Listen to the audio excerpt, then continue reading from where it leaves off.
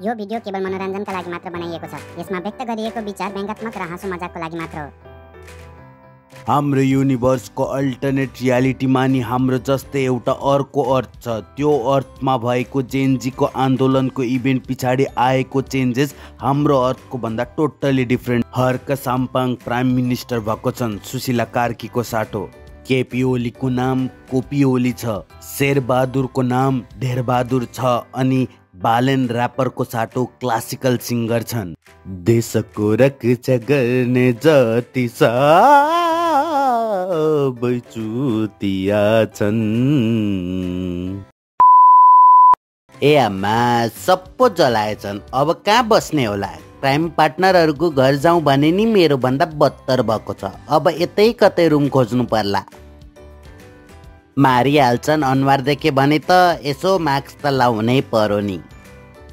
दाइ खाली रुम छ होला? रुम त छ, मै भाडामा बसिरहेको छु, तँलाई कसरी रुम दिम? गर्दनीलाई बोलाइदिनु न एकचोटि। तेरो मुखमा पायल्स भएको छ र? आफै बोला न। म चिन्दिन नि त गर्दनीलाई। ल पक मिलन दाइ, तपाईलाई भेट्न को आउनु भएको छ हेर्नु त। किन भेट्न खोज्नु भएको थियो होला? यसो रुम चाहिएको थियो भाडामा बस्नको लागि। ओहो, हाम्रो प्रधानमन्त्रीज्यूले त नचिन्ने मान्छेलाई यो समयमा घर भाडा नदिनु भन्नुभएको छ नि।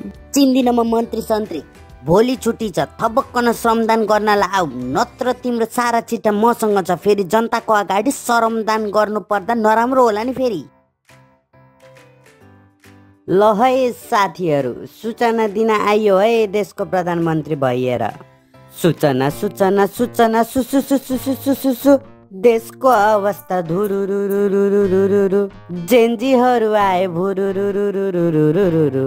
नेताहरू कता भागे फुरुरुरुरुरुरु। त्यसैले चोरी डकैती बढ्न थाल्यो।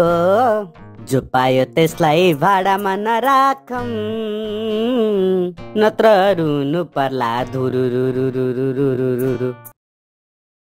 त्यसैले मिल्दैन नि तपाईँ भाडामा बस्नलाई हाम्रोमा। हरे राम, अब कहाँ खोज्ने होला रुम भाडामा? कोपी ओली तिमी?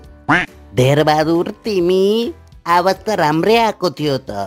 ध्यान मेरो आवाजमा छ त रुम कसरी भेटिन्छ? रुम त भेटिहाल्छ नि। अब म मेरो बेबीलाई फोन गर्छु नि त। बेबी चिन्दिन म को बोलेको?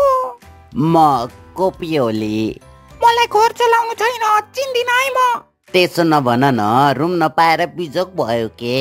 ल आऊ, जे भयो नि आफ्नै मान्छे पर्यौ। अब माया लुकोमा गइन्छ।